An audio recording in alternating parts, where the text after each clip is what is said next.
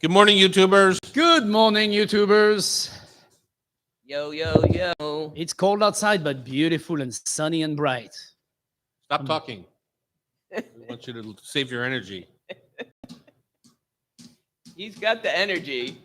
That's for sure. That's my problem is knowing how to slow down everybody. I don't know if you can see this or not, but what the hell is this? The little There seems to be an organism growing in my stomach, and I'm just not quite sure. No, it was supposed to be a superhero fist, like power My to the stomach? people. Yeah, the emblem on. Oh, it's on my shirt. Can I It's see on your Tom? shirt. Tom, can I see yours? On my shirt. It's Mr. It's the gravy god. The strength of the gravy god. Da-da-da. Thanks for the save, chef. No problem.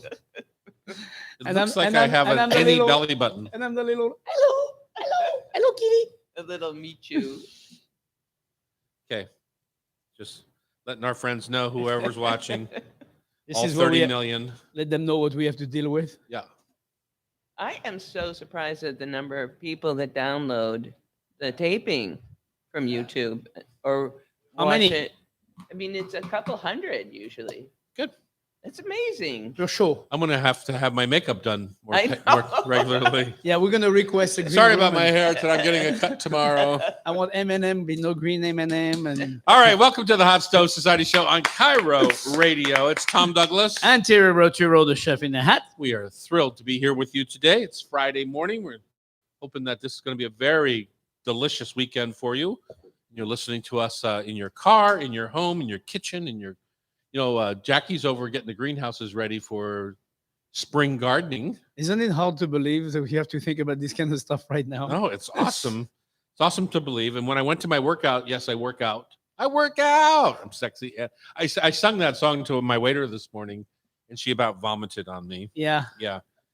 To my workout this morning, it was getting a little bit light out before my 7 a.m. workout. So we have a large show today. We're coming to you from the beautiful Hotel Andra. Chef Annie is in the house.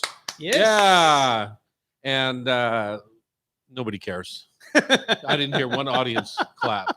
Pamela clapped. I was very excited. We're at the Hotel Andra, 4th and Virginia downtown. Come do a staycation with us sometime. I'm going to do one. You know what I'm going to do, Pam? I get 4 rooms a month. Let's give away a room night, so that somebody who maybe can't afford it is going to win a contest, and they're going to be able to come do a staycation here at the Hotel Andra and come to our show in the morning. And then when they leave our show, after having a tasty little breakfast, they can hop across the street and have lunch at either the Dahlia Bakery or Serious Pie. What a package. What a package. Wow. So what do we want to Spectacular. do to make this Well, happen? we're going to make Because sure our we- YouTubers are watching now, so it's not fair if they get too much of a head That's start. what happened with the rub giveaway. I meant to tell you Oh, yeah? that I heard from people that were watching immediately, but then people that listened to it on the weekend, Ah. the request So we'll started have to come think in. about how to make Yeah. a So more we'll fair let you con- know what we're going to come up with. How's that? Maybe we should have Sean edit something in after the show, because he's Yeah. our editor. He can. Sean, if you're listening, you can edit. Talk to Pam. Okay. Today, ordinary to extraordinary lasagna. I haven't ordered lasagna out, except at our restaurant in Well, 100 I already years. know where I have 100 years. I already know where I have the best lasagna. So Okay, I want to hear that later in the show. Rachel Belle is going to be here with Tales from Your Last Meal, her very well-known podcast. We're having a class coming up here with the food of Yemen, and I know nothing about it. I want to That's- group that like you do Asia, right? You want to group it all together: Yemen, Iraqi, Irani food, but it's not. It's all No. very unique and interesting. And can't wait to hear. so Bridget Chartish is going to be here with chefs Muna Mirasi. I think that's how you say her name. Anyways, looking forward to that, the food of Yemen. And then we're going to wrap up the show. We have some noodles to talk about with Maggie Zhu. We're going to wrap up the show with our Rub with Love Food for Thought Tasty Trivia Challenge. Chef, I know your taste of the week might not be a taste so much as it is a service of the As week. it is an experience. How's that? Experience of Yeah. the week. Yeah. Went to with some friends who were celebrating their 37th anniversary I happened to be their best man, Cyril and Carolyn. And they're still talking to you? Yeah, we're still talking, and they're still married too. Yeah, and so anyway, we went to this place called Eight Rose, which is in Green right, Lake. right across the Red Hand in Green Lake, in that PCC center there, and absolutely remarkable service. I'm going to talk about that first because that was what the highlight was the whole experience. You know, I feel like in the last 3-4 years, there's Especially during COVID. I yeah, would say. especially during COVID, that Yeah. you know, service definitely changed drastically. I mean, you had to eat outside. You had all kind of different things that came into play that were really not making it quite as it used to be, right? Well, last night was a very, very beautiful experience of this whole thing is combined, and it felt like we were like 3-4 years ago. Bravo to the team at Eight Rose for putting this together, because I was there when they first, you know, kind of opened at the beginning of when they opened. When we had them on the radio show. Right, when we Yeah. had them on a radio show, maybe a year and a half ago. They have stepped up their game, I feel, very strongly, professionally, service-wise, wine service-wise. The sommelier was outstanding, very knowledgeable, very, very nice, beautiful service, stemware, everything. Everything was together, tight. And I really want to emphasize that because not only the food is good, but everything else around it was definitely deserving of a nice dining out experience. So I really want to give them a shout out for the work they're doing, as well as please go and have a dining experience over there. It was really nice. It's, you know, it's priced correctly like everybody else, and it was just a beautiful dining experience. Well, I think it's important how you said that is that some of that service experience has really been lost through COVID. People Yeah. often, I think food, you know, people still cooked every day and Yeah, blah, blah, yeah, blah. yeah. But that kind of high touch service has definitely gone by the wayside in some cases, not in all Yeah. joints, obviously, but yeah. No, I think bravo to them for upping the game as opposed to downing the game. And it was very, very cool. I Good. mean, so and I think they deserve supply of customer. As in, Great All right. compliment. go visit. My taste of the week is kimchi noodles. Mm. And anyone can make this. It's not something in particular, but I bought fresh noodles at the grocery. You know, these fresh noodles, you don't have to boil so much, but I pan fried them in peanut oil, and they're just a nice thick wheat noodle, Uh-huh. kind of curly and delicious. And so when you pan fry them, they soften. Right? Then I just did a bunch of fresh ginger, garlic, crispy chili paste, and a whole jar of chopped kimchi, Uh-huh. Wow. and just made a cold. Must have been nice kimchi- and spicy, that whole thing. but not particularly, no, because you know, it was a big pile of noodles. I was cooking for 20, Okay. and so it was a big pile of noodles and toasted shiitakes, and it just made this nice cold noodle salad. And I really enjoyed it. It was good fun. We served it with we had the Kona shrimp that they're growing now Oh, on shrimp farms in nice. Kona, and just a big pile of shrimp and a big pile of these chilled Now kimchi noodles. those two together would go A really little way to bring a little summer, spring. You know, I would say spring, winter into your world Right. of something that's been preserved. Right, kimchi is preserved cabbage, so it's not like you need a summer season to have it. Right, Right, it right, tastes right. fresh and all that kind of stuff, but it's been preserved. And you So- could add many things to that as You spring don't need comes to. around. Yeah, that's the thing is that You the stay kimchi has so much flavor Right. that you didn't really need to add anything to it. Right. It was awesome. And then I finished it with furikake, which is that dry shake that you can buy in the grocery store. It's typically a mix of seaweed, Seaweed, yeah. sesame seed, this and that. So just sprinkle that on the top at the end. nice, Delicious. nice It was touch. good fun, and it felt very fresh and springy. No, of course. Even though kimchi is kind of a winter dish in a funny way. All right, we got lots to get to. Lasagna. Let's go from ordinary to extraordinary on Cairo Radio. It's the Hot Stove Society Show, 97.3 FM. I guess we're gonna have to have some filler for the applause. Sean's gonna have to bump that up a little bit. I know.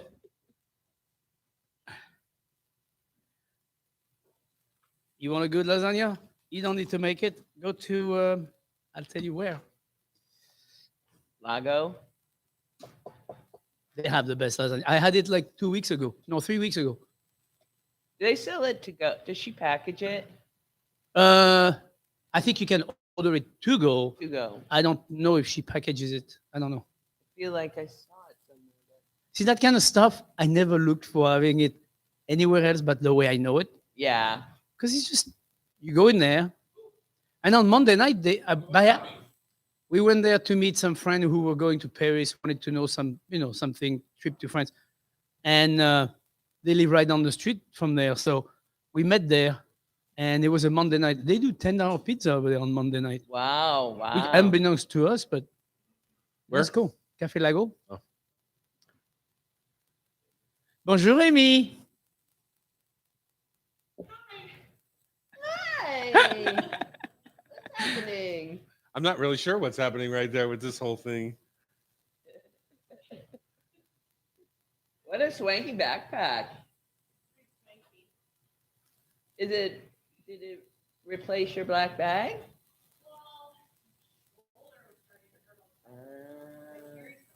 Yeah. Like the Alexis Berry syndrome. I thought of that. I was gonna get you one of the little rollies.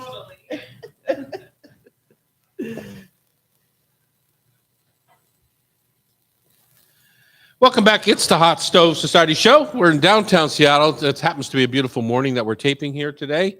Chef in the Chapeau is with us. Absolutely. Always lovely time with you. Mhm. Pamela, our producer's here. Sean on technical. It's a party. It's a party here, and we have no audience today, so it seems quiet. It feels quiet. I know it feels Last weird. week's It show feels we were weird. loaded, but we didn't put this one up for sale today because we have a couple of different things going on. Yeah. So. I'll be in Las Vegas during next week's show. Of all places, I hate Las Vegas. There must be a good golf course there. Yeah, there is. And that's why I'm going. I'm going with my golf club from Scotland. Scotland. It's going to be a lot Uh, warmer than Scotland. It's actually going to be cold in Vegas. Is it? The high when I'm there is like 60 degrees or something. Ooh. Yeah. So it's going to be cold. Let's talk lasagna, Chef. I don't think of you as being a lasagna man. But I don't want to put you baby in a corner. See, you just did. Yeah, well, I said I don't Just want put to. I'm not baby in going to the do corner. it. Pam's been trying to teach me my whole life to not put baby in a corner. I know it's true. No, I like lasagna. I like a good lasagna. I've had many different kind of lasagna. I happen to have done a stint in an Italian restaurant in Los Angeles when I met my lovely wife. My God, I can't Those- believe you admitted that in public. Well, the truth comes out. I'm getting old, so it's okay. I have no beef with that. So I'm just going to say one thing before you get started. We're taking ordinary to extraordinary. That's right. here. Okay. That's right. So to make to make a good lasagna is to make it light, not to make it dense. Because Which is probably pretty typical American lasagna. It's correct. like You layers get of heavy meat, layers lots of heavy pasta, cheese. too much yeah. pasta. I think that's what the issue that I have with many lasagnas I've had. Too much pasta, too much cheese, and too much tomato. It's like, it's supposed to be a light dish. And Where did you ever get that idea? It's supposed to be a light dish. well, when you have a good lasagna, it's not It feeling, can be a light dish. exactly. It's I'm not sure feeling, it's supposed to be a light it's not dish. feeling like you're eating the whole horse. It It's like, does. nah, It's a not meal me. in one. no way. You gotta have a salad with it, and you gotta have a little piece of pizza before you start. A piece of pizza, not a whole pizza. Thank you very much. Okay. Anyway, that's just me. But I cannot have a lasagna without a pasta. I mean, a salad. I mean, I gotta have a salad on the side. You need 'cause- that crunch. Yeah, Fresh- you need a nice fresh little green crunch. fennel arugula kind of frisee kind of salad on the side, wintry salad. And I will always have lasagna in the winter. I never have lasagna in the summertime. Mm-hmm. Ricotta cheese, very important, or some other kind of light cheese in there. Just light up the whole thing. Just some good ground beef and some tomato sauce. A good tomato So sauce. that's a very traditional lasagna. Very traditional, but the amount and how you make it is what makes the lasagna better or not as good. Uh-huh. To make it extraordinary is to not, like I said, don't lay down every single sheet of lasagna you have because you use the whole pack and cook the whole thing. No, you don't have to use the whole thing. Just 3 layers, one on the bottom, one in the middle, and one on top. To me, that's enough pasta. Uh-huh. Otherwise, you end up with way too much of that, and it's become a much heavier dish. Also, it just crumbled the whole thing up and make it denser. So, I just Well, on behalf of our listeners, I'm going to say that you have no idea what true lasagna should be. oh really? Yeah. I go to Cafe Lago and I have Now that's a I have pretty the good lasagna. that's a and pretty it's good the best lasagna, one I in the think. city. So That's well, there's a couple of good ones in the city that I like, but Cafe Lagos is one of them for sure. it is definitely a beautiful Yeah. lasagna. Is I it love because their pasta is thinner? yes, It's fresh. It's fresh fresh and pasta, thinner. Yeah. thin, not too many, and then the inside the mixture is really nice and light and fluffy, and it's delicious. Yeah. It's At the risk of offending all the people that love you out there, I'm going to say that your lasagna that you just described is a pretty traditional lasagna with Right. the ricotta and with the meat sauce, Yeah. tomato sauce. Right. I think that there's many out there of people that would make theirs. They would put a layer of cooked spinach in there sure, or some sort of green. sure. And then I like a little pool of sauce on my traditional lasagna, a little pool of tomato sauce Sure. when I serve it. And I love to kind of cut it and bake it separately in chunks so that the edges get a little crunchy. That's one of my favorite Yeah, things. no, I about, can instead see of that. just in the big 9x13 Yeah, casserole.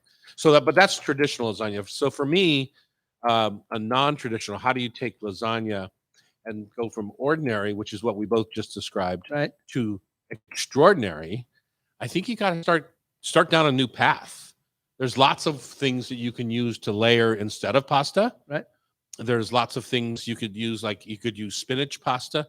One of my favorite lasagnas ever was at the Pink Door, Oh, where sure. they called it lasagna verde, and they used spinach pasta, really light bechamel, maybe Right. 2 or 3 or 4 layers of pasta, tomato sauce, and it was just it just tasted more fresh and, Yeah. and delicious. And so You could do butternut squash. so you which can is, do butter and squash layers, but that's certainly not light. no, But you also don't serve as big a chunk. correct, So when you do lasagnas like that, in my mind, you kind of layer them in a tureen, correct. and then you slice them, and you serve maybe an inch thick slice on its side. And Right. you can call it a tureen, you can call it a lasagna, you I can, just call it lasagna. yeah, you can. We're talking lasagna, so yeah, we call exactly, it lasagna. exactly. But yeah, and then a good tomato sauce with that would be super delicious. Lovely. Yeah. Or nutmeggy bechamel, Little or tarragon at the end. Yeah. Mm. but what would you layer in with the butternut squash? I would You still have to use give it like a color that's going to be opposite. right. I would definitely use canned whole tomato. Uh-huh. I mean That's the sauce. You wouldn't layer that in, would you? I would do tomato and maybe some ground nuts like the mahara from Mamnoon. You know that product, and they Ooh, do. that would be great on the noodles. Yeah, it would be. It would be. You layer that with the tomato, Uh-huh. and you do layers of that, and then you do butternut squash. And you use that for layers instead of Right. pasta, and that would be a good vegan. You'd have a good vegan lasagna on your hand. Yeah. Now, if you want to go more Middle Eastern in nature, right, you can use eggplant as your layers. So Sure. what people often call moussaka Yeah. or moussaka. I'm not Especially sure. if you pre-grill them or That's char them beforehand. That's how you make it extraordinary, right? Exactly. Instead of You just char them a hand. instead of just pan frying them or something, you actually put them on the charcoal grill. Yeah. Next thing you know, you've got a completely different dish. Something that Rachel Belle would even like. And then mushroom is the other thing. Mushroom, sliced sauteed mushroom into your lasagna would be delicious as well. Mm-hmm. But good mushroom, some woodier mushroom, for example, that are nicely redone and slice them really thin. So you'd have textural meat, sliced mushroom and sauteed mushroom as well. A combination of those. That would be, When Stuart, who's now running Spinace, when he used to work at Quilco, he made a beautiful bolognese lasagna, which is taking it the opposite direction. So it's taking what we consider kind of that heavy American style lasagna, getting rid of everything but the bolognese and the bechamel, and just layering 8 layers of pasta and bolognese. And so because it's so dense, you serve a smaller portion, sure. but it comes out in a nice square. And again, you roast it in the oven so the edges are crispy, and you put it on a really fresh tomato sauce. So you're taking the heavy lasagna and making it even heavier. Right. It is luscious. It has Only so to many I thought you were fans. gonna- Yeah, it has a lot of Oh. fans. I thought you It's were going to say he's luscious. going to lay down some parmesan on top and bake that. But it's funny, you what we considered heavy, we just went I wouldn't heavy. Heavy's probably the right word. Right. It's an Rich. intensely rich lasagna, Right. and much more so than a traditional American I style. wonder if he lasagna. makes it at Spinace. I don't know. We've made it for years. Yeah, I'm gonna get him in here. So good, so good. All right, up next we have Rachel Belle joining us. Yeah. You know her from Cairo Radio. Ring my bell. No. Ring my bell. bell. In the my past. bell. In the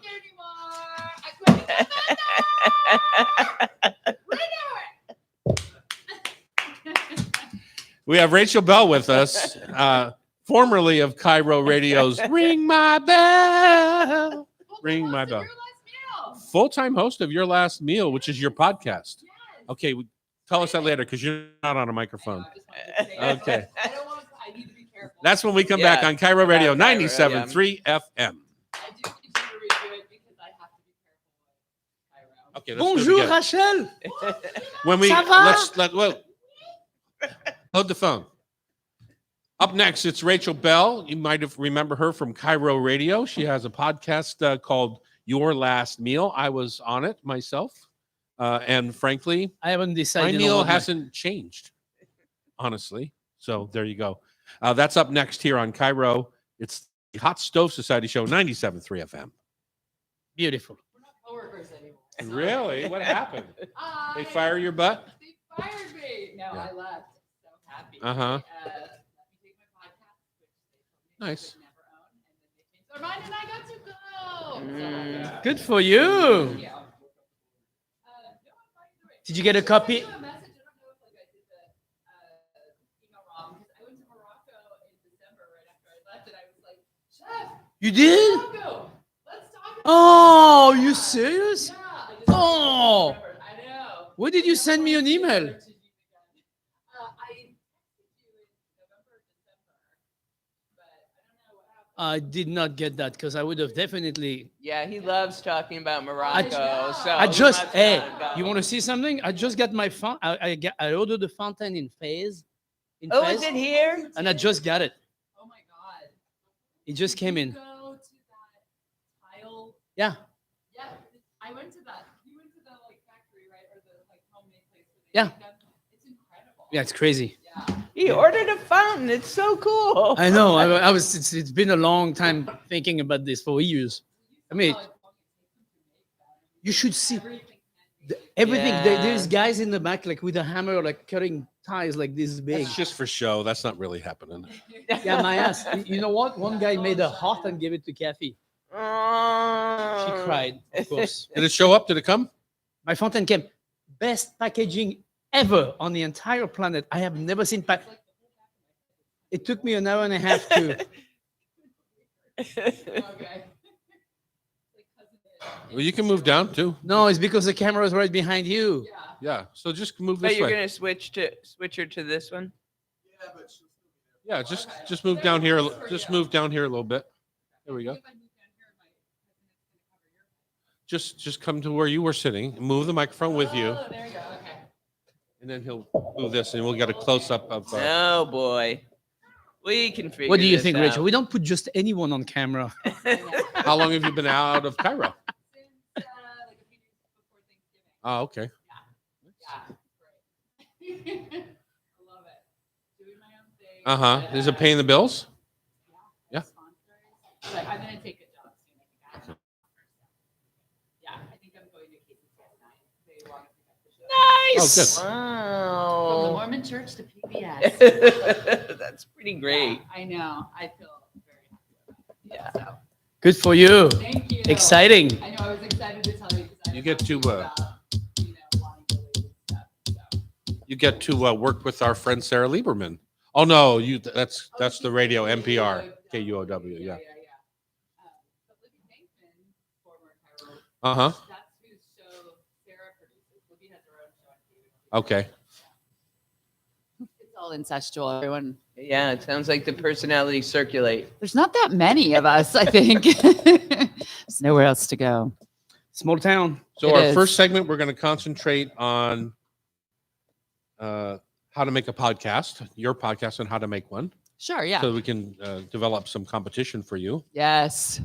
And then You our guys are my second segment, we're competition. going to talk about how many refrigerators are in America. No wonder you're I in knew good you were gonna- business. If we're your competition, you're in good business. Well, yeah. So I was telling Pamela that the latest episode I have, one of the things we talk about is, well, I'll tell you when we get into it, but Okay. how many Americans have refrigerators? So kind of talking about that episode, and then kids' food versus adults' food, and why is there a difference? Wow, there's my whole face. Okay. Who's that little secret admirer? One of our team that's left yesterday. Oh, He's dead to me now. yeah, I know. As soon as I leave here, I don't It's like expect Pamela, to I speak can't to you even- ever I can again. only speak to her 1 hour a week or 2 hours a week. She's dead to me. She's not dead Yeah. entirely, but very soon. She's like 2 hours a week. It is freezing outside. Maybe you should put on some weight. Maybe. I tried last night. Actually, can I tell you real quick before I start? I'm sure you know about the Sporkful line of pasta. Do you know about this? Sure, I don't. Okay. So the Sporkful is a very popular food podcast. Dan Pashman is the host. A couple years ago, he did this 3-part special called Mission Impostable, where it was his goal to develop a new shape of pasta. And it's really fun. It's like behind the scenes and how hard it was to do it. And then it sold really well. It blew up. It was like in, every newspaper. He was on every TV show. It's Sfolini is who's making it in upstate New York. Anyway, he just came out with 2 new shapes that he didn't necessarily invent, but they've never been made in America and are hardly being made in Italy. And so I ordered them all. And last night we had a pasta party where we made each shape with each with a different sauce. So I think that I am, all of this to say, getting fatter. There. They're the strangest shapes. Like you have to see Forkful? the Why do you Sporkful. care? Why do we care? It's all the same wheat paste. You know that every shape tastes different. No, it doesn't. Yes. You're lying through your teeth. Uh-oh. Every wait, shape- wait. Every shape. We should talk about this on the radio. That's a good talk. That's a good talk. What is it called? Yesterday, I had to put up with Pamela's TikTok adventures. Today, I have to put up with. Okay. So the first one he came up with is called Cascatelli, and it means waterfall in Italian. This is the strangest one. The one on the right, it's like a rigatoni with 4 bucatini stuck to it. That is Yeah. so cute. I like the Cascatelli the best. And then the Vesuvio, that's the volcano. It's like a little. Is that the little? Almost like the spiral. Yeah, those are all 3. So this was the original Cascatelli, which I think is the best. I didn't think like a new pasta could be that Oh, different. I've seen It this really is in really the good. store. Yeah, he got it licensed at Trader Joe's. Yeah, that's Yeah. what I saw it. Get it. It's very good. That one's the strangest one. Yeah. But That I would like- take on a lot of sauce. it also is just such a dense, Mhm. like, I liked it. But it's Can we interesting. maybe can get we on the talk- radio show? Right? It's pasta. It's This pasta. is like a Franken pasta. It's rigatoni with 4 It's bucatini. pasta. It's pasta. Basta. I've never seen a chef so uninterested in food. Okay. And we're back in the kitchen. It's the Hot Stove Society Show. Yeah. Coming to you from downtown Seattle, second floor of the Hotel Andra. We've invited Rachel Belle, for better or for worse, to join us for 2 segments. Hey, Hey, it's always good to hey. see you. thank you, you too. This is our post Cairo breakup interview with you. It is. Yeah. Is this my exit interview? Yeah. Okay. So you were such a tremendous voice for Cairo. I'm sure they miss you. Do you Thank miss being you. on live radio? Yeah, I do miss being on live radio. I've done it for 20 years. Yeah. Which makes me an old woman. But yeah, now I'm doing my podcast, Your Last Meal Full Time. Uh-huh. As you know, I've been a food person for a very long time. So it is It very wouldn't fun. show. It's not like I know. I'm a food person too, but Me it shows. too. I got the weight to show it. Yeah, I got the genes for eating a lot of pizza, luckily. Yeah. Are they called stretchy jeans? Yeah, exactly. I know. Actually, they kind of hurt right now. My jeans hurt. I ate a lot of pasta Yeah. last night. And so you're full time into a podcast. How did you get started on that road? Because I hear so often, Tamara Wilson just was texting me about starting her own podcast. I hear so often about people wanting to do it, Yeah. and it seems like maybe because I'm just in food, it's especially about food or baking or something. hmm How'd you get started? What is it that drew you to that genre? Well, number one, it's the law. If you don't have a podcast in America, they will make you leave. As Okay. you've noticed, almost everyone has one. Yeah. So Your Last Meal started with Cairo because they wanted to start a podcast division. And so they said to everyone in the company, And this is how many years ago? 6 years ago, 6 years or almost 7, they said, anyone who has an idea, make a pilot, and then we'll have this little team listen to all of them. And then then we'll choose 3 and then we'll try them out and see what happens. And so I had my idea for my show for a long time, actually. So the show is called Your Last Meal. And just as a complete big dream fantasy, for years I had the idea of making it as a TV show where you would interview celebrities about their last meals, but then you would go anywhere in the world to find the best version of it, or you would go to their mother's kitchen or go to a noodle factory in China and see it being made. So for all of you producers out there who are listening to this is an opportunity. That's what I really would love to do. Yeah. And so when they talked about doing a podcast, I thought, well, I can do that in podcast form. I'll just change it and make it a little bit smaller and only audio.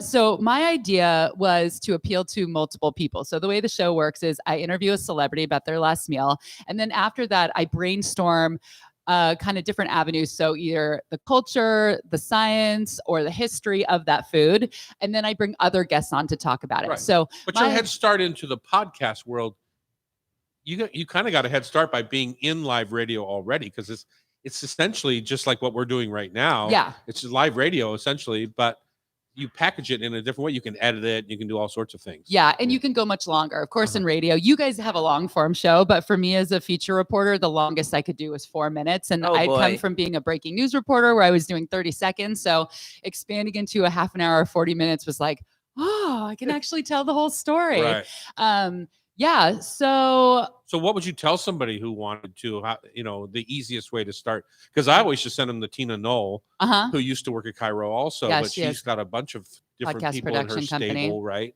Of talent. Yeah. And then she can guide them through the process. I think it depends on how much money you have. Tina is somebody that you would hire to help you, but then there's plenty of people. That's the thing. It's taken the gatekeeping down. It's very interesting. We were the only ones who could be on air for years. It's a very small population. Now anybody can get a microphone, plug it into their computer. It sounds great. You can learn to edit. There's free editing software. And there are people who've never been in media who are making millions of dollars, whose shows have way more listeners than mine. So I think you don't have to have had the background. It helped me that I already knew how to edit. I already had contacts. Right. But I think like in any industry, sometimes when people come in not knowing anything, they do things differently when they weren't trained. And sometimes that's more successful than the old way. Yeah. There is something to be said about newcomers. Well, we've talked about that's part of the premise of our show is that he was classically trained. I was the guy who came in not knowing anything. Yeah. And so we bicker back and forth all the time about technique from that perspective. Yeah, no, you're so right. Not everyone goes to culinary school. Some people learn in restaurants. So I mean, I would say obviously there's a ton online to tell you how to start it. You just have to make sure you have a microphone that sounds good, an editing program, and a good story. And well, of course, yeah. And that's the thing. You can go so niche. Like, podcasts are about the teeniest, tiniest, nichiest thing. So I think if you're doing a food show, find something maybe nobody else is doing. Find something that people would be interested in, not just you. And the thing that I've always said to people, other reporters, even in radio, is remember that you're talking to an audience. This is not just for yourself. Cut out the parts that aren't interesting. Talk to people who people actually want to hear from. Don't make it self-indulgent. Try to build an audience. And that was something Tina tried to drill into my head every week. It didn't always work, but she always thought we were a little too chefy and that we weren't including the audience in our mix sometimes, which is one of the reasons I love having Pam on the show also, is because she's a real home cook. Yeah. And so she can bring that side of the equation to kind of the chefy side. Right. It's nice to have that balance. Yeah. And that's a hard question too, because, Nathan, I'm looking at his books right here. Nathan Myhrvold, who started Modernist Cuisine. Yeah. He has these 3 gigantic cookbooks that cost like $800-900 for the set. And I interviewed him when it came out and he said, there's 2 ways to invent something. You can make a product that people already want and will use, or you can make whatever you want and hope for the best and come up. And he said, everyone told me no one's going to spend this amount on cookbooks. Everyone told me it's too chefy. It's too technical doing this Modernist Cuisine. And it blew up and it took everybody off. was wrong. They were, but then you don't hear from the people who didn't make it. So it's it's either way. So you could be alienated some people by being too chefy, and other people are loving it. Yeah, but he also started with $1 bazillion.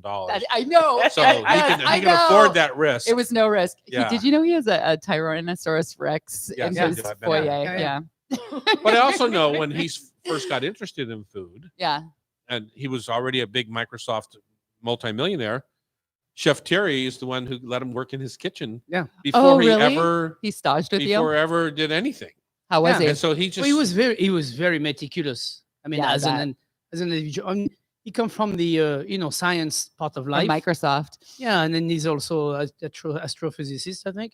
So he definitely has his brain so works. he's dumb, is what you're saying. No, yeah, exactly. Far away from that. But his brain works differently than most cooks.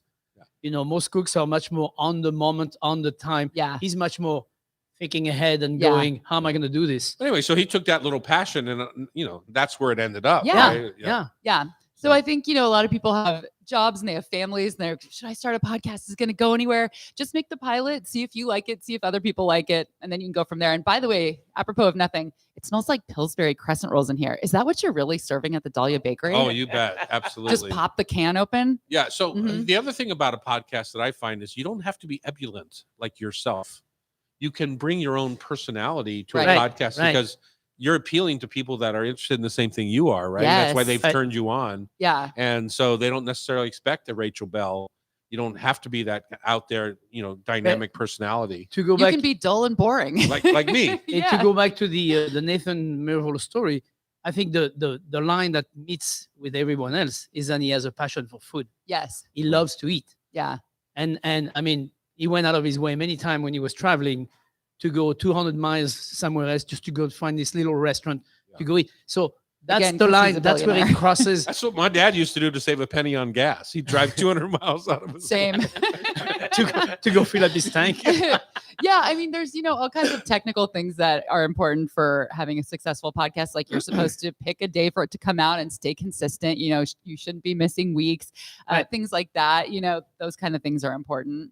What about focus in a podcast? You were telling us before you got on the air about this pasta guy Mm. that you follow, or you listen to, and he's blowing up, and Yeah. now he's got his own line of pasta in grocery Sporkful. store. What's it called? The Sporkful is the name of the pasta line and the podcast. I'm sure a lot of Okay. people listening have been fans of Dan Pashman for a long time. He beat me at the James Beard Awards, so he's my nemesis. Oh, really? Yeah. He's the one who beat me. Uh-huh. Yeah. And so you don't have to have that intense focus, do you?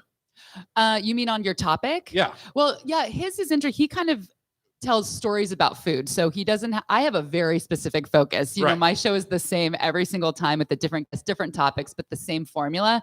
I think you have to have some kind of focus. I mean, even with your show, you talk about food in general, but people listen, they know you have a vibe. You focus on local a lot, and you're Right, trying right. to always promote growers and producers and like restaurateurs. I think having some kind of focus is Uh-huh. good. But it doesn't need to be dialed in as much as I talk about pasta every week. No, No. not necessarily. No, And you no, go I down don't- rabbit holes on your show. I go down big rabbit hole. That's my Yeah. favorite thing. This week, I'm really excited for my episode that's coming out next. I'll give a little sneak preview. In the same episode, we're talking about the history of cereal mascots, the story behind Captain Crunch and Tony the Tiger. Uh-huh. And then I'm also speaking to archaeologists who have dug up what they have determined to be the world's oldest cooked meals from 70,000 years ago. Uh-huh. So we go all over the Wow. place. Did you see that one recently? They found in, I think, the Iraqi desert. That's that- who I'm That's the talking one she's to. Oh, is talking it about. really? Yeah, Yeah, Yeah. where they found Yeah. that they eat pulses and grains, Uh-huh. which is just a How little. does this relate to your last meal? This relates because my guest who's coming up, I'm Right. gonna give his To name talk, come on. Tucker Shaw. He is a writer, and he wrote this book in 2004 that I was very into called Everything I Ate. This is before social media. He took a picture of everything he ate for a year. They made a book. The pictures are blurry and terrible and dark. And he said that part of the reason he wrote it was he imagined in 10,000 years some archaeologists dusting it out of the ruins in New York City and going, I found it. This is what an American man ate in 2004. Right. And so I thought, well, let's get some archaeologists who are doing that right now from Wow. 10,000 years ago and beyond. So Uh-huh. I go all over the place on your last meal. I just thought it was so weird that they found fish residue, so they've determined that the people ate fish. Oh, I I didn't know, read and that. on these bistro bowls or whatever. It was Okay, this is my favorite. I couldn't get anybody to talk about it, but I found an article. This happened maybe in 2014. They found this collection of perfectly preserved mummies in the Chinese desert that they believe are about 4,000 years old. Uh-huh. I mean, so preserved that they have Didn't you see that? I full saw the heads of pictures. hair. Yeah, I saw. Yeah.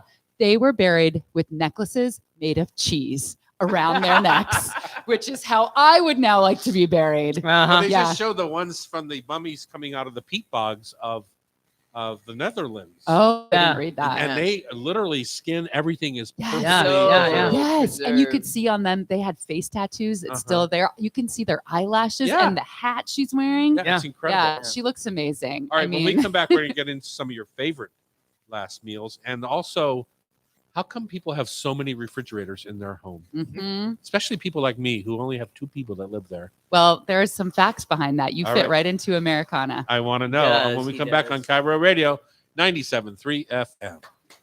Yeah. Smell change. The Pillsbury I Dope know. Boys are What are you gone. making, Annie? Now I smell something Mexican. Chilies? Oh, empanadas. Okay, close. Good nose over there. Huh? Making me sneezy, and I don't know. Good You nose. think it's empanadas? Do you think you're allergic to me? Well, it didn't happen. Till she walked in That's true. That's Yeah. not true. I sneezed a few times. before she got here. Something in the air. Love is in the air. Something in the way he breathes. Yes. The pollen is making him sneezy. Meow, meow, meow. The That's- end. That's a good intro. Thank you.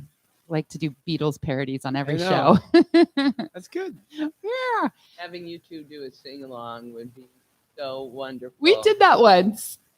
Did we? Yeah. I can't re-sing one time. I can't remember. My song right now is Wild is the Wind. You know that song from David Bowie? Oh, that's his No. version, but actually Nina Simone sings it too. Who sings it too? Nina Simone. Oh. Yeah. Wild is the wind. Oh, wild is the wind. And My Way is the other song from Frank Oh, Sinatra. my way. You do karaoke, Who wrote right? it? French guy. I don't think so. Well, the original music, Paul Anka. the music score is a French guy. Did you know that? It's a French Does song. he say this about everything? It's everything. It was actually invented by a French guy. No, it It was was like in my fat Greek wedding, you know, the Windexes. And Oh, yeah, Everything yeah, goes yeah, back to the cures Greeks. Everything. Yeah. My Way is here we are back in the kitchen at the hot stove with Rachel Belle. Hi. Hello. I can only say formerly of Cairo because that's how I know you Yeah. so well. But currently of your continuous podcast, Your Last Meal. That's right. Doing it That's right. full time now. Yeah, awesome. We found out a Rachel little Belle, bit. RachelBelle.com. Well, how do we find you? Well, you can go to just Google around Your Last Meal or find it on every podcast app, or you can go to hellorachelbell.com. Here you go. But find Cairo's not everything. hosting it anymore Kyra's not hosting Oh, anymore. okay. It's my own independent. Yes. because they're hosting us. They are hosting you, Yes, and and they they've been- hosted me for the podcast Yeah. for 6 years, and I worked there for 13, 15. I worked there for a very You've long been there time. as long as I've been there. I know. Yeah. I know. I remember And coming they've in. been fabulous people to work with for us. They've Same. just let us do our thing, and Yeah, you don't even have to sometimes go I into the wonder if I studio. if they even know that we're on their show. Their air. But you know, they've been good partners for us. Okay, you want to talk about a couple of things here. One is, tell me your favorite. Without, I mean, you don't have to name me, but your favorite episode. So when people do find you, they can look up all your different ones, right? Sure. So there's about 150 episodes, I think, at this point of Your Last Wow. Meal. And for those who are just listening now and haven't heard of the show, I interview celebrities about their last meals, and then I bring other guests on to talk about science, history, or culture of that Right. dish. And you know, my last meal is written in my will. I know you. Yeah. So Tom was episode 1, Uh-huh. and then I had you back for my. I can't remember if it was my Five-year 5-year I think. anniversary, and you came to my house and got mad because I didn't bring you any food, and you were right. That was It rude. So rude. You didn't bring any food? I didn't give him anything. You invite I people thought to your since we house were and you don't have talking- even like a cracker for them to eat. Really? Not Look a at me. cracker. Do I look I can go very far without a meal? That's up for debate. I think, well, the most popular, the most listened to episode is with William Shatner. He's insane in the best way. He said things his PR person's probably clutching her pearls about. He was telling me that he wanted to develop a TV show called MILF, Moms I'd Like to Feed, and then talked about his pit bull going into heat. I mean, he's crazy. So that's a very fun one. Uh-huh. Isaac Mizrahi, the fashion designer, that was also very fun. The best interviews, it's not as much what they're saying, it's how they interact with me. If Mhm. they're being conversationalists and they're not just answering the question. Those are the most fun when you can tell they're invested and they're excited Yeah, when about they it. really engage. Exactly. Yeah, that's Recently, the the two of my favorites are Jack Johnson, the surfer and singer, because his last meal revolves around his relationship with his wife and like a trip that they took when they were just dating. And then Jewel, the singer Jewel, Mhm. because she grew up in Alaska homesteading and they only ate what they could catch, best. Oh wow. kill, and grow. And she has a lot of crazy stories, Oh, I bet. including Kind of like something about Raccoon eating. Man that we had on our show early on. Remember the urban forager Yeah. who killed Oh, raccoons and stuff in his bathtub at home and I never heard that one. squirrels and raccoons. Yeah, exactly. Roadkill. Yeah. Yeah. Well, no. Bathroom kill. Oh, bad. Yeah, Then you're he right, bathroom literally kill. trapped him and killed him at his own home. And he called in his, himself Raccoon Man. He was the urban forager. is what Yeah, I think. it okay. was. Remember him, Terry? You called him Yeah. Raccoon Man.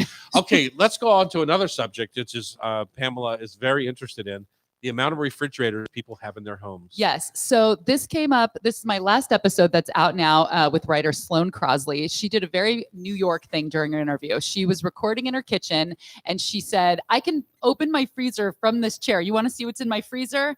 And she opened it up and it was full of sweaters. Nothing but sweaters, which is so New York. My Of grandma used to use her oven. sweaters? Yeah. So the moths Some- didn't get them? Exactly.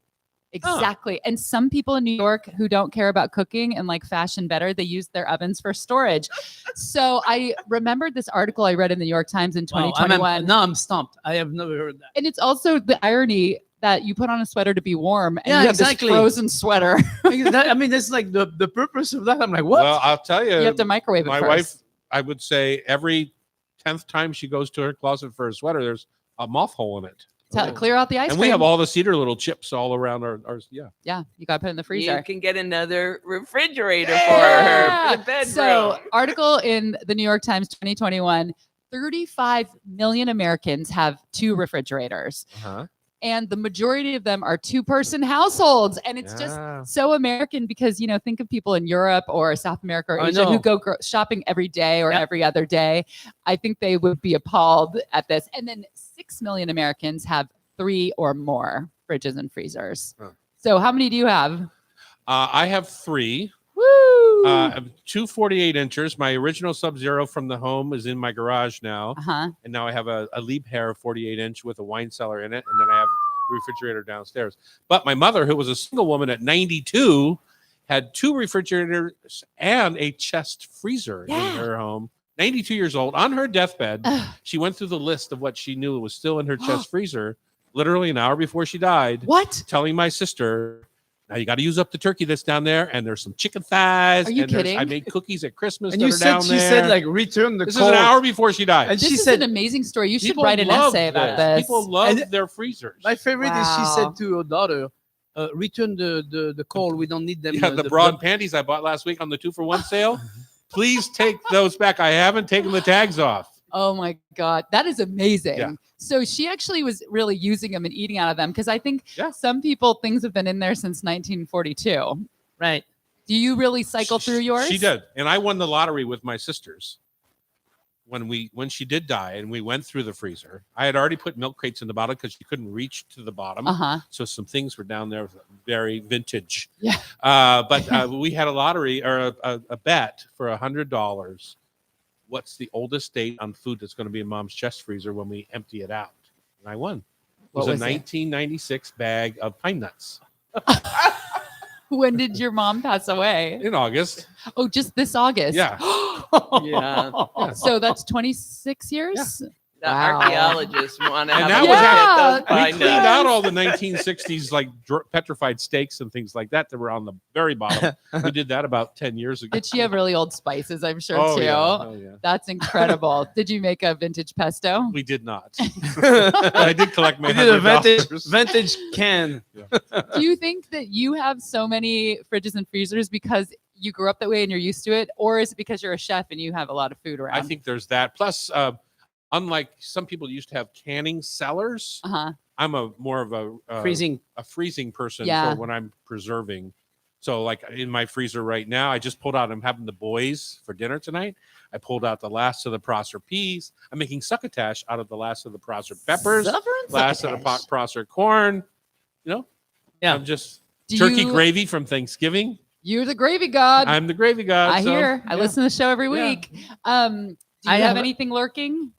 I don't. No. No, I I don't have really. I have a freezer in my garage, an Uh-huh. extra freezer, because we recently, about 6 months ago, our freezer or refrigerator upstairs died. So I was looking for a refrigerator that would fit under the shelf than it's at, and I couldn't find the size. So I bought a smaller refrigerator, thinking there's only 2 of us now. Kids are not home anymore. Giant mistake. I need another refrigerator. You're not so You know, French 'cause anymore. I go to Met Market, I come back, the freezer is like, the fridge is just too small. You know, I went up to your house for your show. I wish you had an extra refrigerator because then maybe there would have been something to eat. I know. They're just empty. I think it is. I mean, I live on my own right now, and mine is packed to the point where when I open the freezer, it's like in an 80s sitcom, all the basketballs are falling out. Like I have Copper River salmon falling on my foot. My weird Chinese ice roller thing broke in half last week. Like, I think I need another many freezer. sweaters- River salmon is getting close to a year old right now. Just Yep. letting you know, you should eat that. They just mailed it to me. How many sweaters do you They're have? one of the sponsors on my show. Got to say hi to them. What's that? How many sweaters do you have in your freezer? Ooh, I can't fit any sweaters. Maybe like one leg warmer. That would be the last thing I would put in my freezer. There's too many of the more All right. important things to put in there. Sign up, listen to your show. Just sign up at any place you can buy a podcast. They are Is it- free. They are free. So you can listen to, just like yours, you can listen to Your Last Meal and Hot Stove Society on any podcast app. So if someone's listening right now on the podcast, just pop on over and subscribe. And I have a free newsletter, which is how you can find out about events and contests. RachelBelle.substack.com, and on Instagram, hello Rachel Belle. Yeah, way to go. Thanks There for you go. coming on the show. Thank Rachel. you so much, guys. Rachel. Nice I to love see you you. guys. Pleasure. We're going to welcome Muna Maraisi when we come back on Cairo Radio. We'll talk about food from Yemen here on the Hot Stove Society Show, 97.3 FM. I love your slug. That's what I like. Boy, so much for that, Rachel. She has no idea what you're talking about. Sorry. Oh, okay, yeah. My guess is different names. Yeah. And what it's a condiment? Yeah, I'm sure you know it. I'm just saying it all Israeli. Have you been to a The little woman's place. Yeah. And yeah. It's like the green sausage. Okay. You're actually good at Trader Joe's now. Jalapenos and cilantro and Oh, really.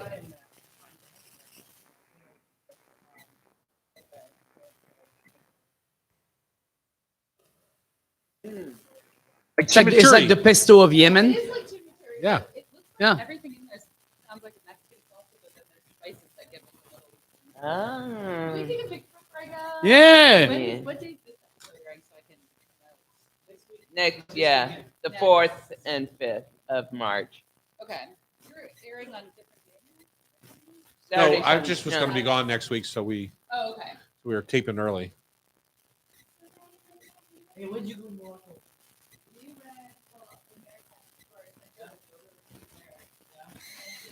A yogurt retreat? I did a yogurt retreat. I had a gray, my gray hairs. I've had it for so long, I just feel about dying. What is this up there? That's my old hair. Can you do a long version one?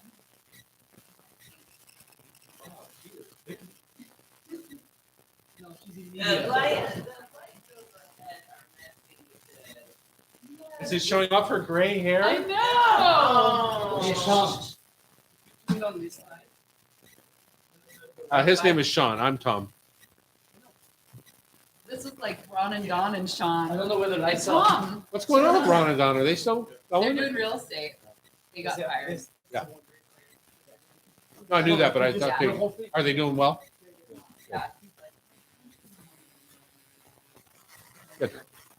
They're still doing the podcast. Yeah.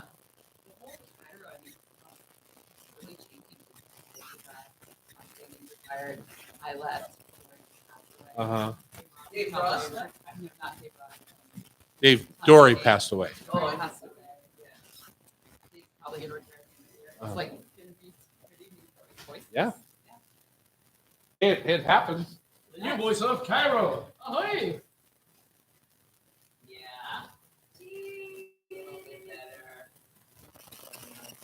Is it better? Whatever. Whatever. This isn't a studio, photo studio. That's maybe the person taking the picture. You keep it on your butt pocket. That's right. I got a.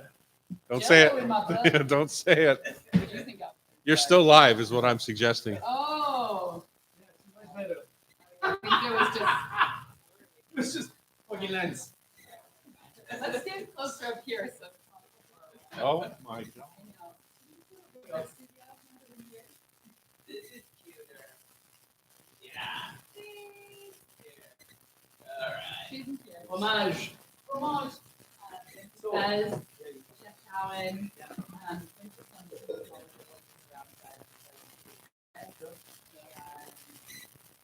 So she gave me at the radio show yesterday, the one back in the corner, who's been a fan for a lot of years. She's cleaning out her match collection. Come play with us. How do I say it? No. Muna Maresi? Did I say it We correctly? tried, but, Wow, crazy. And for you.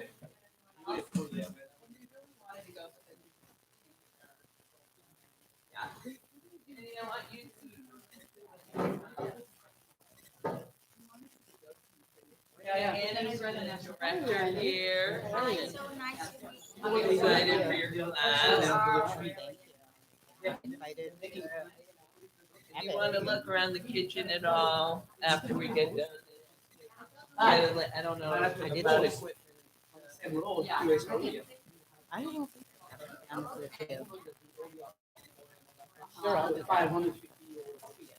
Awesome. Cool. You know, oddly enough, we have a radio show to tape here today. Oh, sorry. Yeah. We were just So you'll see that Thanks for we having me do on. it I'm Guys. sorry. I should have in known that you weren't on the show. segments, Sorry, so I it didn't can know. fit Yeah. into the I actually knew. broadcast schedule forgot. at the radio. I saw it when station. it came So, out, but So you're gonna do 2 segments. So oh yeah, we'll good for chat you. about your background doing and it? stuff Yeah, of course. first, and then You we'll take a should. break, and then we'll talk specifically Just ask them for more. for the class, which sounds so Ask them delicious. for a little bit more. Tell them you're independent now. You're busy and much more response. Blah blah blah. So we're also You're going to be a food judge? John. This is Muna. She's doing a class with Bridget. He's our audio visual technician, What but is it he's called? also a fabulous cook Test of and Washington. works a or lot of the Test of- classes I don't too. remember So what he's it's called. got. Yeah. And yours? Well, you should remember because Okay, you're yeah, gonna be the host. 2050. I, Yeah, it's a fun gig. Is Bridget Good. coming or not? no, Okay. it's all Muna. We wanted Muna to be able to talk. Yeah, no kidding. Bridget was here. Oh man. Oh yeah. She's where? Did they go? So, Well, lucky Luna, you. we're going to talk mostly about Yemen in the first segment, Okay. and then we're going to talk about your class and what we're going to make in the second. Kind of Having separate the Mm. two. Really nice It's to helpful see for ya. me to kind You of always not kind bring of try and go over bright everything in spark. both segments. Oh, I love people here. Yeah. Let's make sure we. Is that good with you? You feel comfortable? Yeah. Yes. Okay. That's wonderful. Hi, I'm Terry. Hi, You're- Terry. Terry, I wouldn't even speak to him. He Yeah. barely gave you any attention over Miss Rachel Belle. Yeah. Exactly. I'm making sure that our guest leaves happy so she can come back. Thank you. What about the one that's here? Well, she's next. I'm gonna do that as Like well. answering the phone when they have a guest right in front of Oh you. no no no no. Oh, no. yes, Oh, no yes, no. yes. Please don't take it like that. Telling them they gotta listen. It changed it so much. Yeah. Yeah, it's great. Okay, bye. Okay, Hi. bye. See you guys. Bye. Bye.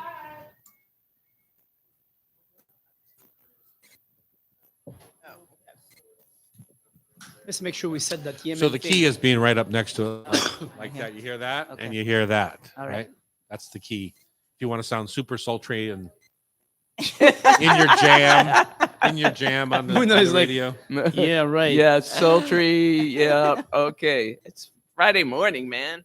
We get our sultry on, later in the day. Oh, do we? Yeah. Are you speaking for She gets Muna? happy hour at 2 o'clock in the afternoon. That's when she gets sultry.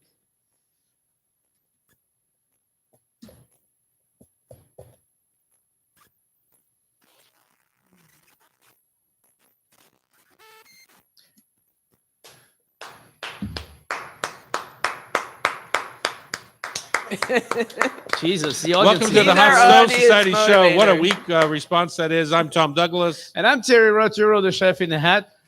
Tom, I'm very excited because You're very lively today, Chef.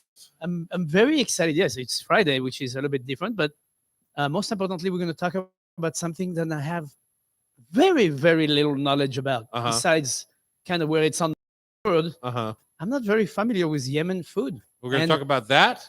I'm very excited about that. Okay, good. And we're also going to talk a little bit about with Maggie Zhu, who we had so many things to talk to her about when she was here a few weeks ago. Sure. And her book, Chinese Home Style. We're going to talk noodles with her. Yeah. And kind of reprise that segment here on the show today. And of course, at the end of our second hour, which we're into now, it's time for Food for Thought Tasty Trivia. And as you know, I tend to dominate this Yes. segment. You did 5 out of 5 last week. Yes. Let's see how you do this week. It's the first time I've had 5 out of 5 since Pam took over the producing the show. I'll just say that. She is mean. She's a mean one. She That's sets Pam- us up, all right? Pam Hinckley. All right. Just so that Annie knows back there in the kitchen that we have a radio show going on today, I just thought I would remind her. We are welcoming here. She is going to share her thoughts on the foods of Yemen and Yemen itself. What's going on over there? All I hear about on this side of things, when you read the news, is the civil war that's going on, or the war with Saudi Arabia, or whoever is attacking who. I know that's flippant. I don't mean it to be, but it is. It's difficult to separate out Yemen for me. And I know, Terry, you said somewhat the same things like we know of it, but we don't really know of it. So we're going to learn about the food side of it because that's the world we live in here at the Hot Stove Society Show. So welcome to the show. Welcome. And let's start there. Let's start with Yemen itself. Am I even saying it correctly? Yes, you are. Yes, I Yemen. am. Thank you. It's a Uh-huh. pleasure to be here at Hot Stove with you, Tom, and Terry and Pam. Mhm. Thank you for welcoming me into your kitchen. I'm from Yemen. I was born in Yemen, and I came over to the States when I was about 4 years old. My father immigrated in the 60s Mm-hmm. from Yemen to escape some turmoil. Fortunately, Yemen has been through quite a bit. Right now, they're in a proxy war. I just think it's important to talk a little bit about, I won't go too deep into it, but just to get an understanding of what's going on there and why Yemen is so important to the world, besides the cuisine. Mm-hmm. Yemen, my beloved country, like I said, is in a proxy war. We had a president that ruled Yemen for 32 years. He was outcasted and killed, unfortunately. And we have a group of very extreme Islamic Muslims that occupy and took over the capital, the government of Sana'a, which is in North Yemen. They tried to take South Yemen. They were unsuccessful, and that's that's ruled by liberated people, and that's what we want. We just want peace, Yemen is very rich in culture, backdated to ancient times. Ancient. Yeah. I mean, it was part of the spice route, the silk spice route, leading through the Horn of Africa and to the Eastern and Western world. Yemen has some wonderful coffee. It was voted 98 on the Spectre. Coffee. Yes, coffee. Coffee was cultivated, grown in Yemen, and the first brew was in Yemen from Wow. Islamic monk in Yemen.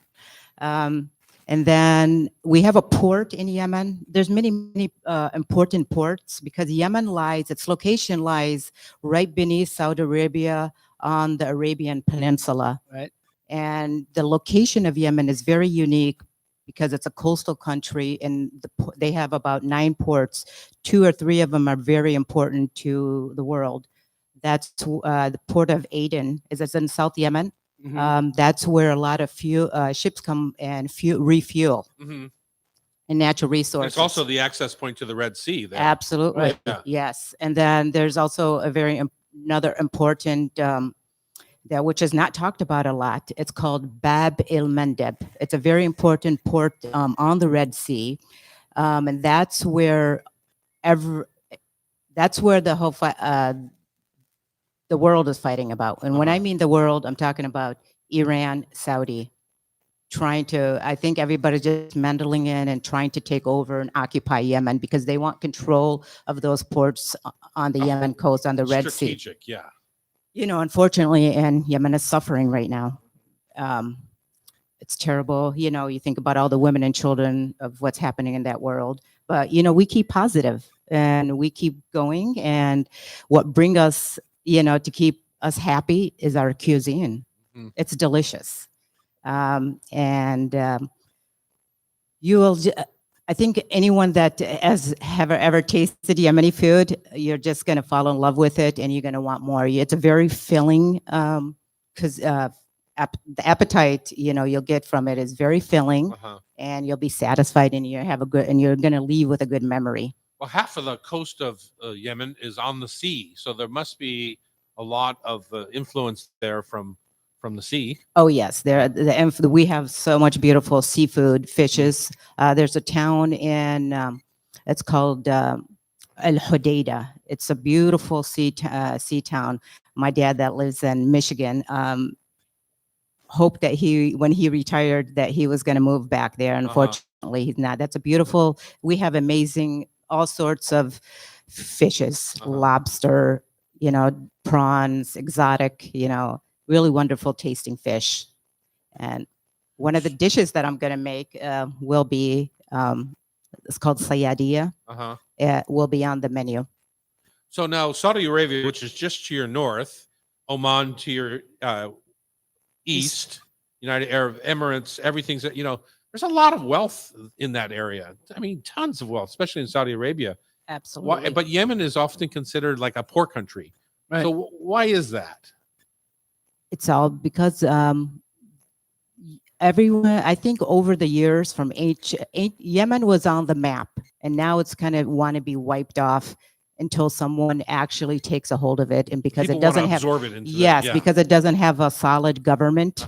Since the president, we had one Everybody's president. taking the opportunity to Yes, and there is of the chaos. Yeah. yeah, and everybody's terrified, to step in and really do that. And I think some of the strongest, countries, like I mentioned, the few that want to occupy it.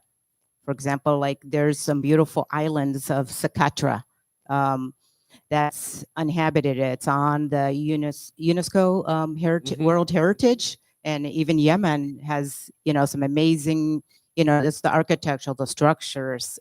It has a lot of beautiful things. Honey is like some of the best in the world there, from Hadramaut, a beautiful city that comes from the cedar trees.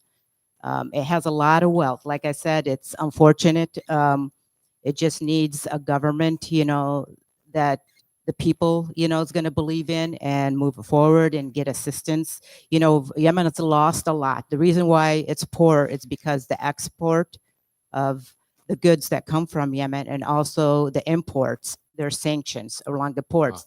The ships, the people that bring in the imports, they have to pay a very, very high insurance. And they're also afraid to come to the country due to everything that's happening. Right. They need they need to have some structure built back. Yeah. Absolutely. So one thing on top of the other, and next thing you know, you're in the muck. Yeah, I mean, there is a few spots like this around the world, and it's the same story. It's like the people are paying the price of an unstructured. Yeah, That front is page of the totally paper correct. every day. Ukraine, who's Yeah. paying the price there? Yeah. When we come back, let's jump into what you're going to be teaching at your class and some of the classic foods of Yemen. If Yeah, you I be can't good, wait. does that work Yeah, for you? absolutely. I'm right. excited to share it. Muna Maraisi is here, and we're going to talk more Yemeni food on Cairo Radio. It's the Hot Stove Society Show, 97.3 FM. Yes. Thanks. 'Cause Exciting. I just don't know much about Yemen, and Yeah, I don't no, think a I lot don't- of people know past the I headlines. think this was. No, you just see I the think- headlines about the turmoil Yes. and the suffering. Yeah, just Yeah. when you first called me, you go, Muna, I'm overwhelmed. What is going on? I mean, it's so difficult to It's so like difficult. really understand like the situation there and everything that's happening. Well, and it's we forget about the beautiful, the love, Yeah. you know, Yeah. that I mean, there, just you the know. landscape and where it's located. There's no reason why it shouldn't be like most beautiful, Top flourishing. destination. I mean, yeah, And of exactly. course, you have the upstanding state of Somalia on the other side Yes. of you, which is the kidnapping capital of Yeah. the shipping world. And Yep. So what is travel allowed there or just not It is. recommended? It's not Yeah, I haven't restricted? been there, but my mother and my oldest daughter were just there, and actually right before the pandemic started in 2000, the end of 2019. My mom hasn't been there in a while. She wanted to visit her siblings, and my daughter, she asked me to go with her. I go, Mom, I don't know if I can go, because for me, I need to have that culinary experience. I want to travel all Right. over, Right. you know, to really get. That's difficult. And I know I wasn't going to be able to do that at the time. So it was important for me to be able to do that. That's why I just, hey, told my oldest daughter, Amira, hey, why don't you escort grandma and go have a good time? She loves it there. She travels as much as she could to Yemen. Oh, good. Yeah. So you're not in direct physical danger. I mean, you could always. Oh, It yes. could always happen. Yeah, but depending. We have like families. We have, you know, that you are have to get that know security to go with people. you, Yes. Yeah. You kind of have to have an escort. Yeah. You know, especially if you're a woman Oh yeah, traveling. you know. would sort of. I mean, that would be crazy to not have an escort or a guide Well, of how some much can an kind. escort help you if you're really going to be in serious trouble? So, But usually they don't take you where that's happening. I That's it. mean, that's a good escort if they avoid that. all right, March 15th. Yeah. Welcome back. We're talking with Muna Maresi, who is going to be one of the presenters here of at the Hot Stove Society, and also from Yemen, and the foods of Yemen are on the docket. So I know nothing. I'm a blank slate, but I'm also like a sponge. I want to know. I just don't happen to know. Chef, you feel the same way. Exactly the yeah. same way. So take us through what you're going to teach in the class and what Yemen is most known for and that sort of thing. Absolutely. I'm so excited. I can't wait till March 15th. I hope everyone out there, you know, is going to grab a ticket while there's still a few left. The class is going to be a couple hours from 5:30 to 7:30. I'm going to introduce, we're going to have 4 items on the menu. We're going to start off by having the guests will be welcomed with a dish called salata, which is a salad. It's a little gem lettuce with Persian cucumbers, tomato, and a ginger vinaigrette. And then we're going to have. Funny, people always associate ginger with Asia, I think. And I mean, obviously, you're not that far Yeah. from Asia on the other side of the No. world. So Yemen's influence And did you're on the come route. from a lot of the influence of the cuisine came from India and Asia, just because of the location and the trades between Right, the two right. and the countries. Absolutely. Our second dish on the menu, it's a starter. It's one of my favorite dishes. It's a breakfast and it could be considered a dinner. It's called fasulia. It's fresh fava beans and it has onions and garlic and a very special Yemeni spice we call hawaj. Hawaj is a blend of cumin, coriander, black pepper, cardamom, and cloves. Oh, that Oh, sounds it's kinda Absolutely wonderful. delicious. It's like the ras el hanout of Morocco. Yes. Same idea. It's a house spice. And then depending on the dish you make, you know, you can always add turmeric, you know. Yeah. Because we do add turmeric into some recipes, some of the stews. Because Yemen is known for a lot of stews, you know, the meats, the lamb, the goat, the seafood. We use a lot of cooking in a tandoor. A tandoor is, it's a hole in the ground and they put wood in there and they burn it. And then when they put the meat, it suspends and doesn't touch the charcoal. And it's cooked for hours, and it's absolutely suspended delicious. by what? The form, when they drop it in, it's like they drop it in wrapped in foil. Oh, okay. And it's very delicious. Just And they by the cover it too, or no? Yes, absolutely. They Yeah. do cover it. Yeah, I Cool. might have some pictures at the cooking show, you know, if everything Oh, works that'd be out. fun if you could bring some. Yeah, to pictures. show, you know, some of those unique traditions of cooking. Mhm. And I remember when I went to Yemen, I just have to say this quickly. When I went there, I was in the countryside, and the kitchens are built outside of the home Mhm. because of Well, it's the, hot. yes. And you have to have a separate kitchen. It's Uh-huh. it's And almost smoky, too. like a mini little house. Is it a religious rule or is it just because it's hot? It's h- it's hot. Okay. Yeah, it's hot. And in the countryside, it's a little bit cooler, depending where you are in the country. Uh-huh. But yes, it is hot and sometimes humid. So when I walked into this kitchen, and they have these beautiful tandoors, and these women are making this amazing bread, by hand, and they just do everything by the hand. I'm telling you, it's like probably 1,000 degrees or more, and they stick the bread with their hand into the tandoor. Mhm. And I tried to do that, and it's like, oh my goodness. They go, no, no, no, no, no, you're a princess. Go back to America. You're a princess.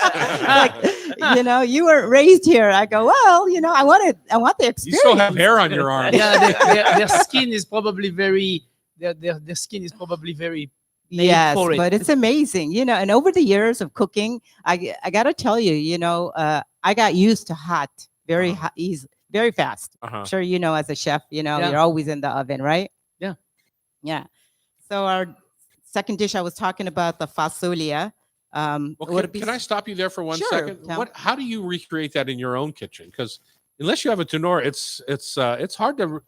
You almost have to just go on a cast iron pan or something that's burning hot so that you can kind of recreate that sear that you get on the side of the oven. Yes, it's so they have they have these electric, I don't know what they call them exactly, but you'll see them in some Middle East restaurants, or we use actually, the huge Italian ovens, right. Mhm. where they cook pizza in, Yeah. kind of very similar to those. They Uh-huh. also have those in Yemen that cooks the bread and the Oh, okay. fish. Yes. For me at home, like when I'm doing home cooking, yes, you would have to use like heavy bottom skillet to get that nice sear. Right. A cast iron, have to have a nice oven, that rotates the air very well. Right. The temperature, I do cook on very high temperature, but you got to be really quick and experienced. You don't want to burn it, and it takes time and experience and over Practice. time. Yeah. The more you do it, the better you get at it. But the dishes, Like that- anything, yeah. absolutely, the dish, I'm trying to simplify and make it simple, not complicated. That's why the cooking class is going to show that. Yeah. You could Right. still have as long as you have the hawaiish, the spice. That's the most important thing. Right. And another really important thing that I love is we have dry chilies. We're gonna soak those, and we're gonna blend them into a red sauce. And I remove the peppers because we don't want it to be too spicy, because we have the hawaiish already, and we do add like a little touch of jalapeno or serrano pepper, depending on the heat you like. Right. Yeah. All right, that- what's next on the docket? the next one is called sayadia. Sayadia Fish is a soup. beautiful fish dish, and it's going to be served with saffron basmati rice. Mhm. Mm. Um, Mm. it's a white fish. Always use white fish because we have a lot of white fish in Yemen. It's very important. I don't think it works with red fish. It's really up to you, but I prefer to use white fish. So And- to just quickly the difference between white fish and red fish is basically oily. One is oily, right? Is what you're referring to? Yes, Yeah. absolutely right about that, Terry. The sayadiyya is going to be cooked with, onions and garlic and that amazing red pepper sauce that we're going to make. And we're going to add the hawaiish, the Yemeni spices to it. And we're going to have saffron basmati rice, which is so delicious with caramelized onions. And that's a dish that reminds me so much of my mother, how much she loves my father, because he loves Hodeidah, the town, the fishing town in Yemen. And every time she makes this dish, she goes, "Oh, I can't wait to go back to Yemen." It's like, I'm making it here for you, He goes, "Oh no, it's beautiful, it's delicious. It's Where is the exactly-" beach? Yes, I think it's the view and I wanna see that exactly beautiful weather. where is the view. heat. Absolutely. Did I read that the people who attend the class are going to make the spice blend to take with them? Yes. All the guests, they're going to have an opportunity to be hands-on to make this beautiful condiment called zahawak. It's made from cilantro, tomato, serrano peppers, and we put a touch of cumin in there that's been toasted, and absolutely delicious. And that's going to be hands-on. They're also going to build the Hawaii spice. Oh, wow. That's wonderful. Lovely. Yes. Right. All this when we when Muna teaches her class here on March 15th, 5:30 to 7:30. I think they're usually about $100 if I'm not mistaken. Yep. Yeah. So don't quote me on that. And if you go to hotstovesociety.com, you can see our entire class schedule. We have about, I would say we're 50-50 between public classes and private events here at the Hot Stove. Muna, thank you so much. Thank you. I know you're going to make dessert too. Thank you. But Oh, that'll there be a is. surprise for folks. Yes, it's going to be absolutely a beautiful surprise with the citrus season. Wow, So lovely. please join us. My Thank you. mouth is watering because I can see what the description is. Thank All you right. for coming. Next up is the Food for Thought Tasty Trivia Challenge, brought to you by Rub with Love Spice Rubs on Cairo Radio. It's the Hot Stove Society Show, 97.3 FM. Actually, it's noodles Yeah, we're going to have to do that. because that comes before the trivia. Oh, that's right. I said the wrong thing, didn't I? Yeah, you need to I redo even that looked it up to exit. make sure I didn't do that. Coming up So- next. Thank you. Sean DeTore, you have to take Lovely. that tease out of there if you would, and I'll do a new one. Why don't you, Annie, do you have a minute to just show them around a little bit? Coming up next, it's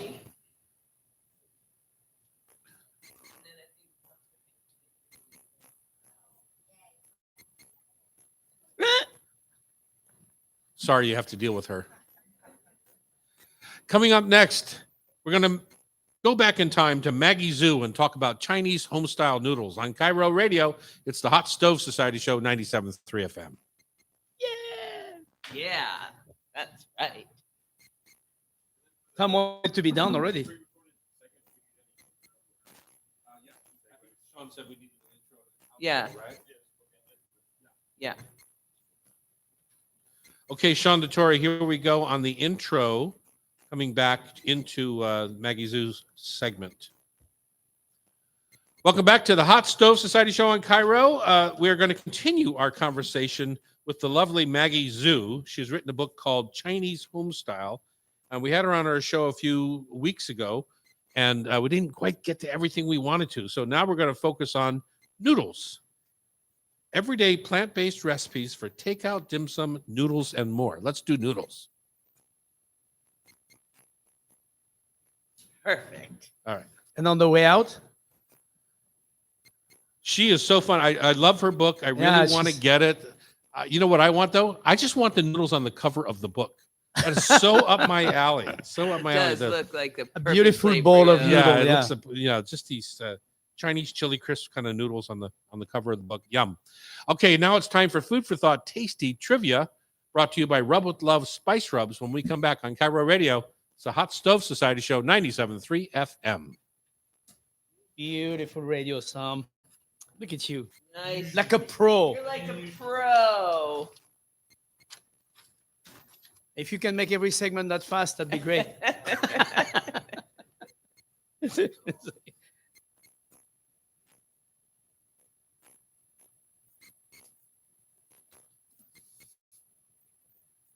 I'm doing great.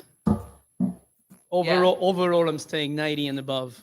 That's where you good. want to be. Well, I won't, overnight. yeah, I'm like right now I'm 91. You know, Sean It's good. DeTore, Terry took his oxygen out this week, so we have last week's and the week before the only two that are going to Right. have his machine in them at this point.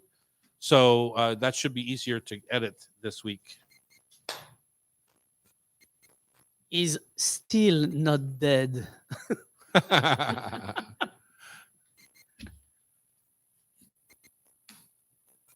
It's exciting though.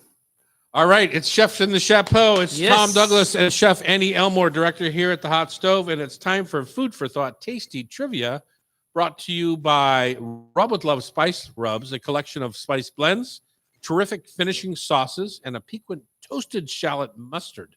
If you want to find all the deliciousness we make at Rub with Love, please stop by our locations at Sirius Pine Ballard, the Seatown Rub Shack and Fish Fry in the Pike Place Market, and the Hot Stove Society, where we're coming to you from today. Of course, you can find us online at tomdouglas.com, blah, blah, blah. You all know the drill on that. If you want to be part of the show, nope, we don't want to do that. Pamela, why don't you tell us how the game is played? Annie Elmore has stepped up to the mic. Thank And- goodness. and- Again, so we know who the winner is going to be today. Well, today I really focused in on a theme, and it's all about eggs. Oh. Oh, 15 questions about eggs. Sturgeon. And each of my contestants are going to get 5. So Okay. 5 questions. So we'll see who really has an egg background. And today, let's make the winner the first person on our YouTube live feed that texts Sean saying, "I love eggs." I love eggs. All right, Sean. Now it's on you. Perfect. All right. I'm going to start with the chef in the hat. Go ahead. True, true or false? Eggs are good for your eyes. Absolutely. True. Absolutely. They contain lutein, Yep. which prevents cataracts and muscle degeneration. That's why I eat 2 eggs every day. Wow. Just kidding. What is the approximate number of pores in an eggshell? I'll give you multiple choice. Is it 3,500, 12,000, or 17,000 pores in an 17,000. Correct. Everybody knows that. I guess they Really? do. I mean, Number 3, what determines the eggshell color? Is it the breed of the chicken or what the chicken eats? the feed.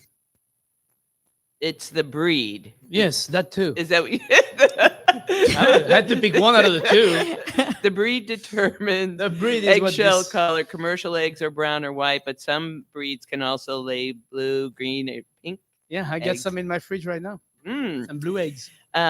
True or false? Egg yolks are one of the few foods that naturally contain vitamin D. That is very true, It actually. is very true. Absolutely. You're a smart egg guy. And finally, 5, true or false? Duck eggs are higher in fat and Yes. better for baking. Yes.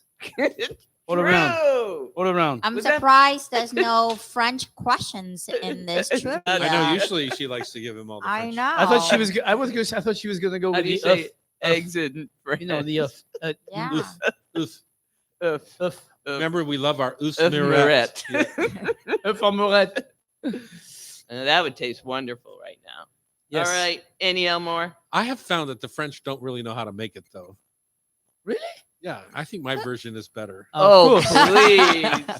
We chef. Never had. We chef. Crispy caramelized bacon. Yeah. No. The French don't do that. No, they do the porc salé. No, Yeah, of course. Annie Elmore. Poitrine fumée. I mean, How can you tell the difference between a raw egg and a hard cooked one? Wait, what? If you, yeah. How do you tell the difference between a raw egg and a hard-boiled egg? I tell you one thing. One is hard and one is not. Just break the egg. You can find out real quick. You lose. The if you didn't know, you would spin it because hard cooked eggs spin really easily, but raw eggs wobble around. Okay. Right. Wow, everyone you- knows that. By the way, as a cook, Really? as a cook, if you don't know that, that's very big trouble already. Number 2, if you drop an egg on the floor, what should you sprinkle on it for easy cleanup? Fry pan. Bacon. Salt and Salt. pepper. Exactly. Salt is exactly what you do Chef, because it's my question. You because think I'm helping you, the I'm helping salt you, honey. absorbs the liquid and it solidifies the egg. So then you can just scrape scoop it it up, up? scoop it up. I did not know that. Is this true or false? Eggs age more in 1 day at room temperature than in 1 week in the refrigerator. True. It's true. 4, as hens age, do their eggs get larger or smaller? Smaller. Larger. Larger. You Really? need to get some chickens in your backyard. You'll figure this out. How many times a day does a hen turn her egg to keep the yolk from sticking to the side of the egg? Is it approximately 10, 25, or 50 times that the hen turns her egg? 10. 50! Wow. that's a lot of work. That's a busy hen. Wow, she's not doing And you so know, it's hot ama- today, they- Miss they Sandy. lay an egg a What's day. going on? You need to get into the egg You story. think they would get dizzy? How'd she do, Chef? Terrible. She did 2 out of 5. She doesn't. I that's don't think she eats embarrassing. that Wow. many eggs. Oh. That's We're embarrassing. gonna have to do egg class. Tom Douglas. Yes. Do eggs need to be refrigerated? No.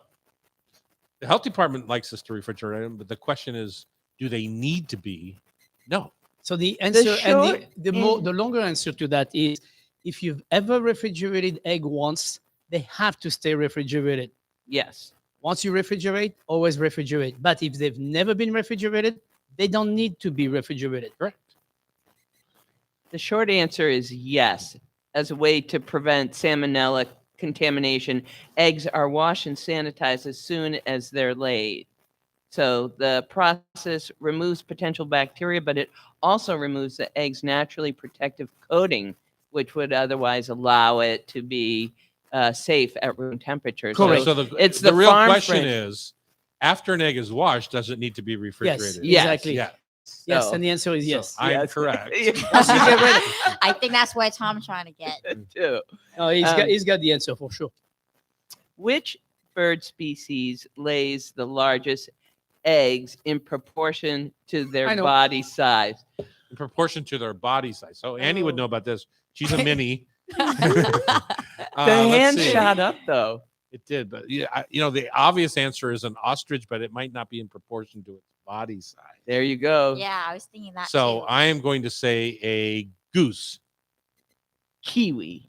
a kiwi. A kiwi. Look at Is that that look an on her face. animal? Yes, that is an animal. Okay. And a While fruit. an ostrich lays the world's biggest bird egg, it's actually the smallest in proportion to the mother at just 2% of her body weight. In fact, kiwi eggs are 6 times bigger than other birds of the same size. Wow. Sounds I knew that was a awful. little trick question. This is a sort of a trick question. What is the most accurate way you can tell the egg's age on the carton? On the carton, there's like a little code on the side of the carton. Little Yeah. three little. There are Number 3 code. different codes. Yeah. So that's how you tell. What is? What is the Am I code? What wrong? is the date, the month, the date, and the year? So it will have the plant number is one number, and then it'll have the sell by number. But the experts say look at the packed on date. Yeah. Which is labeled with the Julian date. Uh-huh. So it's a course. 3-digit code. Exactly what I just said. The code on the side of the box. the Julian calendar, the day the eggs were washed and packaged. So is do what- they make it that hard so nobody can read it? Right. Or is that exactly what that is? Okay. And we then summarize that. U.S. Department of Agriculture says easily 5 weeks of age. Yeah. To be safe. So was I right or wrong? Yeah, you were right, Tom. Semi-right. Tom, Okay. you were right. I think You I got was half right. a point. Harriet, a hen from the United Kingdom, laid the world's largest egg in 2010. What was the diameter thought- of her egg? What was Harriet, a chicken? Yeah. Oh, that's helpful to know. Yeah. Yeah, I thought it was What a was turkey, the man. diameter? the diameter. So I would suggest that the eggs that I collect or we collect from our chickens every day are about 3 inches in diameter. Yes. So if this Yeah. is the largest recorded ever done, Yeah. I'm going to go double, 6 inches. 9.1. Harriet, Oh poor my Harriet. God. Harriet. That's like a goose Are you egg. serious? When it comes to the number of eggs laid each year in the United States, do you know what the 2 leading states are of egg production? Well, I'm sure that Arkansas is going to be one of the states because that's where they have the longest chicken coop. They have like chicken coop everywhere. Chef Terry would like to answer, would like to answer for me. No, for you. I'm not. Oh, okay. So Terry says Arkansas, and I'm going to go with Iowa. It is Iowa, in fact, that Wow. leads Was that a with good guess? 14 billion eggs, and coming up right behind 14 them, with a B. yeah, with a B, and Ohio's right behind them with 7.9 billion. So I got half of it right. Whoa. So I believe that Chef Terry is our winner today. Is that Yeah. true? Nice job, Chef Terry. Annie, come back when you grow up, girl. You're still sitting in a puppy doll world. If you want to be part of the Thank you, show, Annie. you can join the community on YouTube Live at Tom Douglas & Co. Or you can join us in the studio here at the Hot Stove Society Show at hotstovesociety.com. The show is produced by Pamela Hinckley, technical by Sean McFadden, and our editor, and our editor is Sean Don't Call Me Del Torre. Remember, if you missed any episode of our show on Cairo, you can listen via podcast. Just subscribe with your favorite podcast app. Thanks for listening and have a great weekend. All right. Silence in the room.